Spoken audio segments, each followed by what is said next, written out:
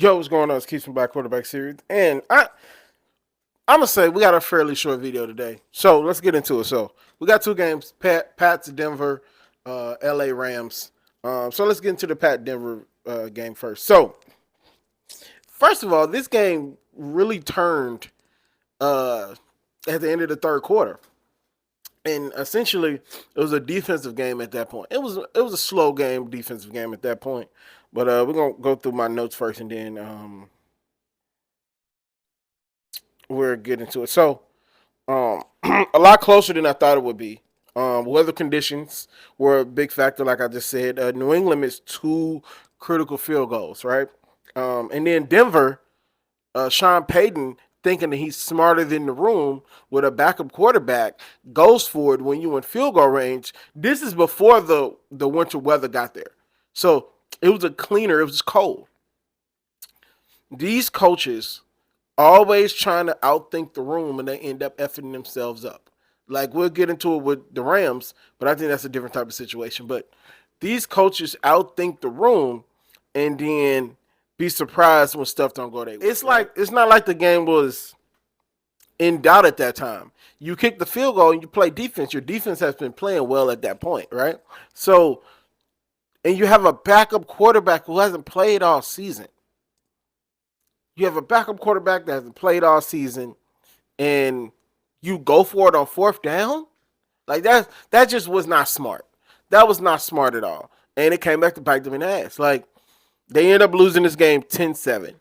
Drake May did nothing special. He hasn't done nothing special this whole playoff run, for the most part.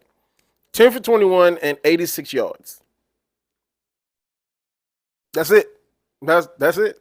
He might have. Let's say he rushed for another 65 and a touchdown, which is good. But he did nothing. It's not like Drake May played great. He did what he needed to do to win. And for Sean Payton to essentially be like, I'm bigger than the group. I'm out thinking the room on this. It's one of the reasons I cannot stand Sean Payton. Like, and he was rude today that he did this. Because who knows if Bo Nick's going to be this good next year. Who knows if you're going to get back to this situation next year. Right? And so they end up losing 10-7. Mike Bravel coached a good game, a not mess it up game. That's Mike Bravel. He's a defensive head coach. So he would probably prefer to play this type of game, right? And I think the weather really played a big part in that fourth quarter because no coach was being super like, I'm gonna take a shot right here. Maybe every now and then, but it was windy and it was cold. Snow came down out of nowhere. The winter weather got to him, and like ultimately, the game was pretty much decided when the snow started coming down. So 10-7, the Patriots are headed to the Super Bowl. And so let's talk about my successful hate watch. Everybody who knows I don't particularly like the Rams. 26-31, Seattle ends up winning, right? And so really good game. You had to know it was going to be a good game. This game was part 3 of a 3-game series because they in the same division. Evenly matched for the most part. Sam Darnold outplayed the MVP Matt Stafford in the first half. And not too much in the second half, probably not at all in the second half, but Sam Darnold outplayed him in the first half. Matt Stafford didn't look good. He looked a little flustered, and like you could tell the Seattle defense had a good game plan. But after that, no. Matt Stafford got it together.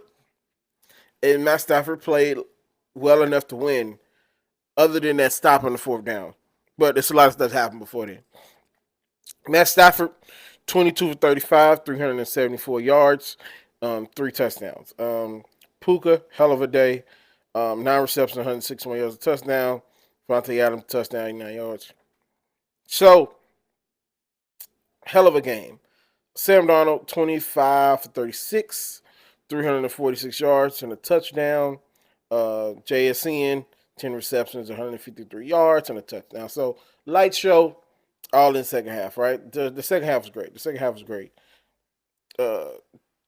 4 touchdowns were scored in the fourth quarter, and it felt like it. This game came down to a few things. Number 27, I told my stepfather, I said, you have to, if number 27 would have done that and I was on the sideline, they'd have had to see me. Because what you mean, you taunting and you give up a touchdown. That was a 7-point taunt. That was a 10-point swing there. They don't get the field goal because of the taunt, and they get the touchdown. That almost lost the game. Talking to my brother, he said they've been trying to, I don't follow Seattle like I would want to. They've been trying to trade him all season. And I see why. And I see why they was trying to trade him all season.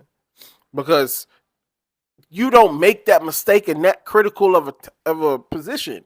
Now, luckily, they ended up winning, but you don't make that mistake at that time. I don't know number 27's name. I'll put his face and everything up on the screen. But how do you make that mistake at that time of the season and that time of the game?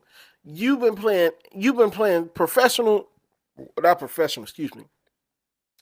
You've been playing football at the very least since you were 13 years old. At the very least, probably younger. And you thought you were not mature enough in that situation to just walk off the field?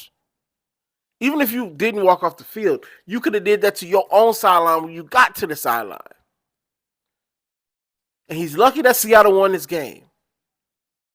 Because that was absolutely ridiculous that they almost lost the game on some fool who wanted to make it about him. That's a me guy. That's not a we guy. That's a me guy. You can't win with those type of me guys. Especially on the defensive end when everybody is supposed to be connected. You can kind of win with a me guy receiver. You might need a me guy receiver. But, and we're going to get into receivers later on in the video because Rashard Bateman apparently think he's Puka Nacua for whatever damn reason. But that was terrible, and that almost cost them the game. Just super stupid. So,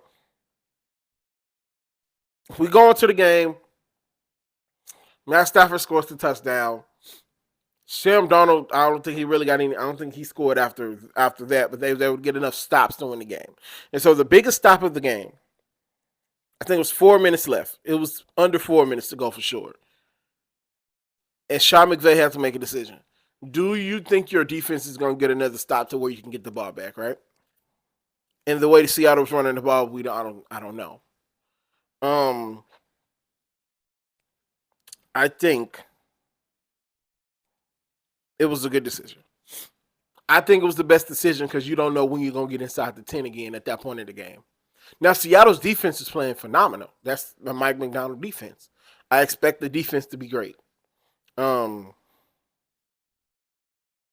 expect it to be great. But you got to go for that. You got to go for it. I'm not mad at the decision. You have to try to take those points. Because let's say you do kick the field goal and you don't see the ball again. And you got an MVP right there, which we all assume Matt Stafford's going to MVP. You have a top flight quarterback, and you have 2 top 5 receivers in the league right now. Maybe not. Devontae might not be top 5, but he's at very least top 15. Puka is top 5 for sure. But you have two top 20 receivers, and I think his name is Higbee or Hawkinson, something like that. They're tight end. I don't know if he was in on that play. I think he got a little nicked up. But you have 3 of the best weapons in the league with this year, the best quarterback in the league. I take that chance. I take that chance 9 times out of 10. So it didn't happen because Seattle has a great defense, but I'm not mad at the decision. It just didn't go their way. Sometimes it don't go your way. That's professional sports for you. So Patriots, Denver in the Super Bowl. What a year, man. What a year. Ups and downs, cries, not cries, crazy world stuff, honoring people who got shot in the face who don't deserve to be honored. Like, it's been a while. It's been wild work, man. It's been wild work. So next week we're going to get into, because I'm not covering the Pro Bowl. Next week we're going to get into predictions. We're going to get into predictions, who we think is going to win, and blah, blah, blah. But So yeah, that's the end of that segment of the video. There's a few more things that happened around the NFL that I want to talk about. So if I'm doing this as a breakout clip, I'll talk to you guys later. Peace. So Steelers' new head coach, Mike McCaffrey, or McCaffrey. I know it's McCaffrey for sure, but um, yeah, Mike McCaffrey. Um, so they just got a worse white fat version of Mike Tomlin. Like, and I feel the same way about this. I feel the same way about the Ravens, but I feel a little better about the Ravens. And we're gonna get into the Ravens when we talk about Bateman and everything. This team is ran like politics. And don't run away from me when I say politics. I get it. But this team is ran so old that they don't know that a dollar don't go as far as they think it do anymore. And I say that. If you had younger people in the building, right? And I said this when Mike Tomlin was there. I said Mike Tomlin needs some younger energy in the building to help rejuvenate him and everything, right? I'm almost positive there was nobody under 40, nobody under 70 making that decision to hire Mike McDonald. Oh, he's from Pittsburgh. Go ahead and hire him. When one of the Kubiaks was available. I think Shanahan has a younger brother, but I think it was Kubiak's younger brother. Still good old boy network, but these are good coaches. So it's like, you go hire somebody. I forgot. I think Shannon said this. And y'all know I'm not a huge fan of Shannon, but when he got something right, he had something right. He had Brett Favre, Dak Prescott, and Aaron Rodgers, and he won one Super Bowl. One Super Bowl. He won one Super Bowl. And I remember I was covering that Dallas Cowboy team. They underachieved as Cowboys teams normally do. But he did nothing innovative to give me hope that he was going to give him over the hump. So it's like, we're going to keep treading these tires. And Mike Tomlin was covering up for a lot of the BS that was happening there. I'm coming around to the fact that I think Mike Tomlin covered a lot of the BS that was going on there. And just, I kind of hope it falls apart as a Ravens fan, and kind of like, so they can see that this is not how it goes. It's stupid. It's so dumb. You hire a guy who hasn't had any success, any relatively success right now. At the very least, Jesse Minter has won a national championship, and he's had some top 5 defenses. At the very least, right? So we can lean on that and be like, okay, top 5 defense, national championship. He knows how to win. Blah blah blah blah blah. Right? McCarthy hasn't done any of that. Nothing. He's done nothing in the last 10 years. Absolutely nothing. And this is your guy, and the reasoning that y'all hired him is because he's from Pittsburgh? Like, because he's from Pittsburgh, that's what we hiring him for. Wow. That's very endearing. So Pittsburgh fans going to have to start not going to games. Because he's going to win y'all 8 games, 9 games. But I firmly believe that, the Ravens are going to be good this year.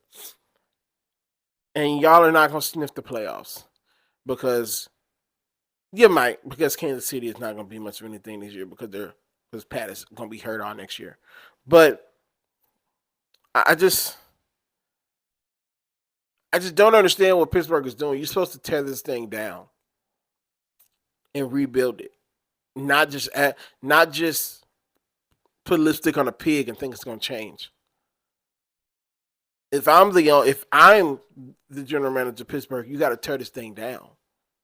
Trade TJ, and I know that's hard to hear as a Pittsburgh Steelers fan. I know, but if you tear this thing down, get a young coach, rebuild the offensive defensive lines, because TJ is going to be expensive.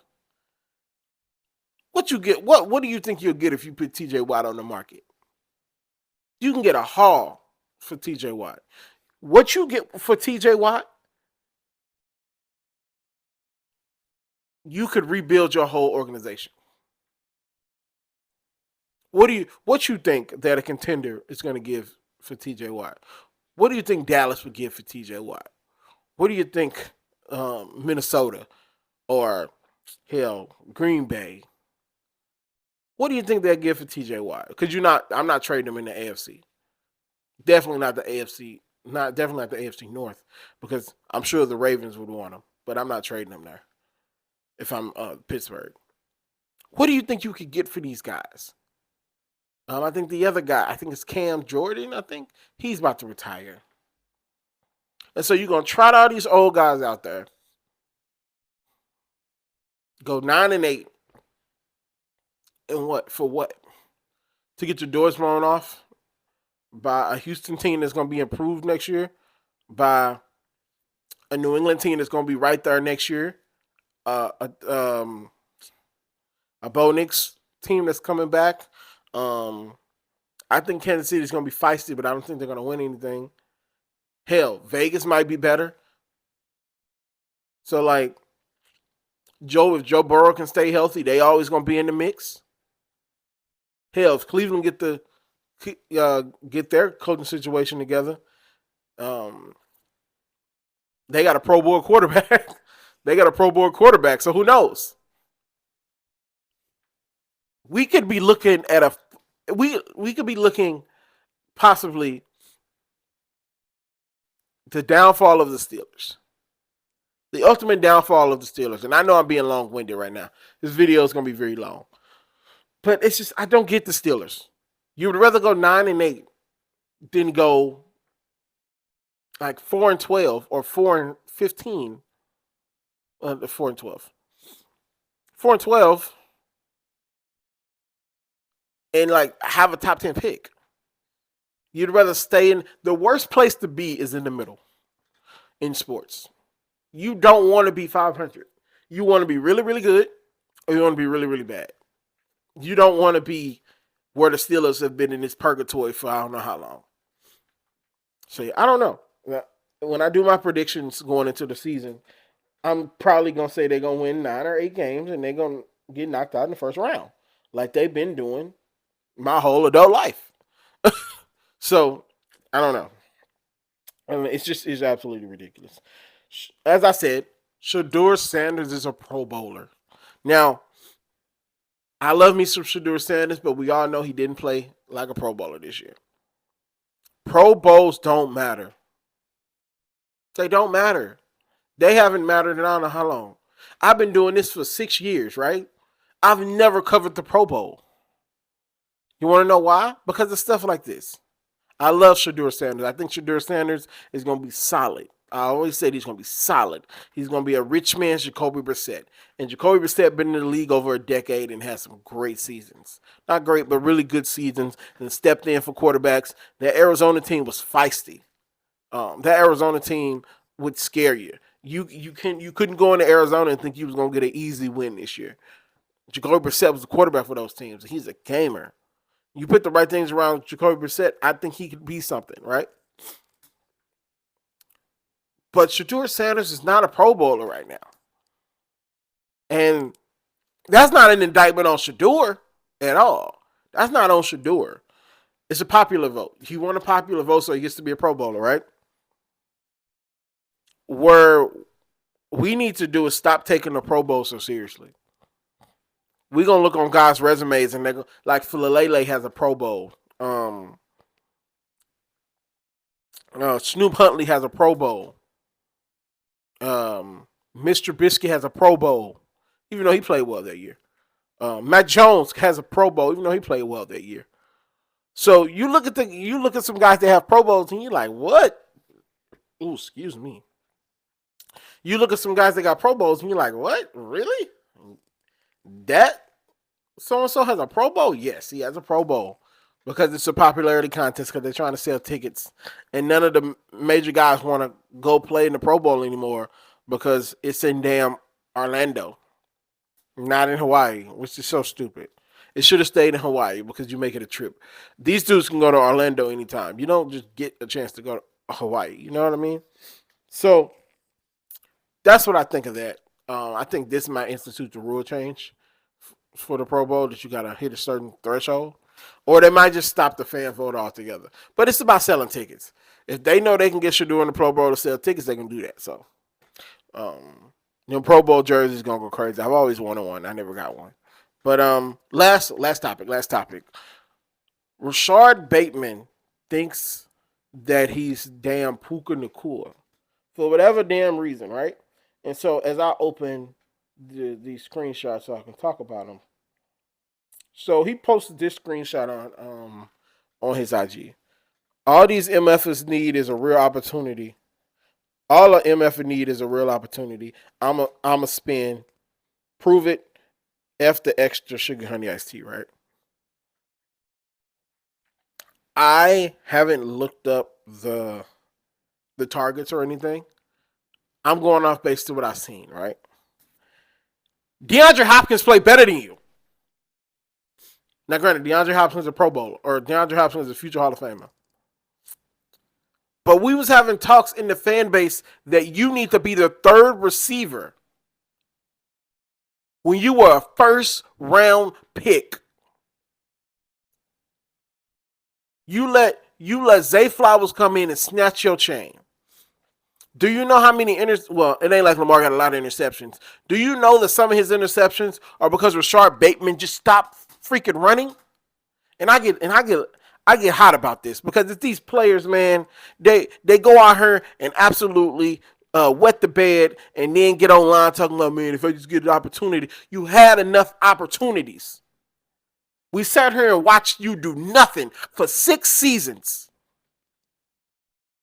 We sat here and watched you do nothing for 6 seasons and then blame coaching.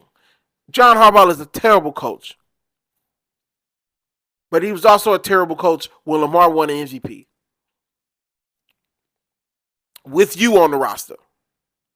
You stop running. You blame the fans. You're the one that's constantly injured. You're the first round pick.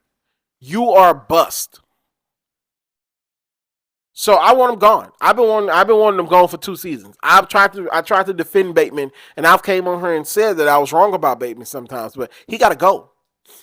He got to go. Let him go find his way in New York as a second receiver to Malik Neighbors. Let him go do that. Send him to LA since Baltimore and the Chargers have some fixation with each other. Let him go to LA. Let him go be the 4th receiver in the other LA team. Because he's not good. We brought you in to be the number 1 receiver, and you've done nothing. You've done everything else but be a number 1 receiver. We've gave you all the targets necessary to be a number 1 receiver, and you've done nothing. You've done nothing. He has some other screenshots, but I'm not even going to show those. But this is the screenshot that irks me. And one of the other screenshots, he's talking about his thing was hacked.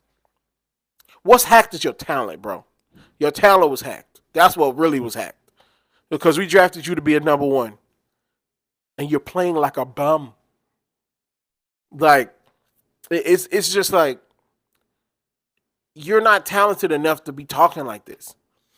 All I need is an opportunity. Dude, you had the season before Zay got there. Then you had the season after Zay got there. And you had Zay's second season. And I think we're going into Zay's 3rd season.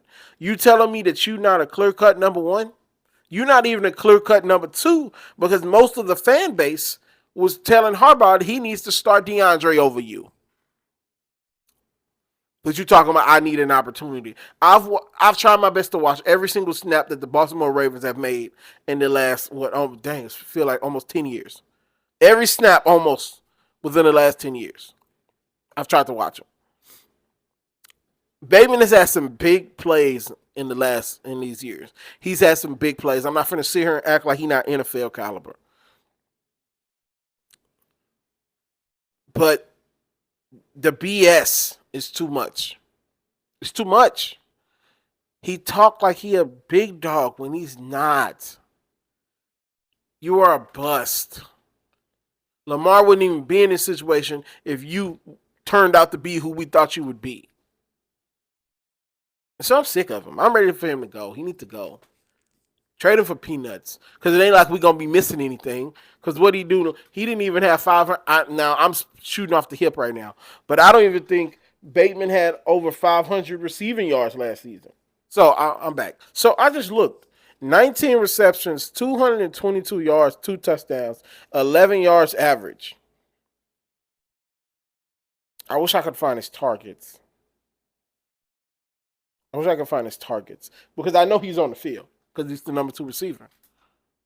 Dude, you didn't even have 300 yards. So all in all, Bateman got to go. Bateman got to go. He got to go. Like, there's nothing else to talk about. There's nothing else to talk about with him. He's ran his course here, and he needs to go. He needs to go. And so that's really all I got for you guys on this video. Yeah, that's all I got for you guys. If anything else happens between today and Friday, I'll put a video out. What's going on? So I completely forgot to talk about this. So the Ravens are bringing in, just from reports and what I've read, the Ravens are bringing in some really good coaches to be on Minshew's staff. I don't have the names of them in front of me, but these are the coaches that they have so far.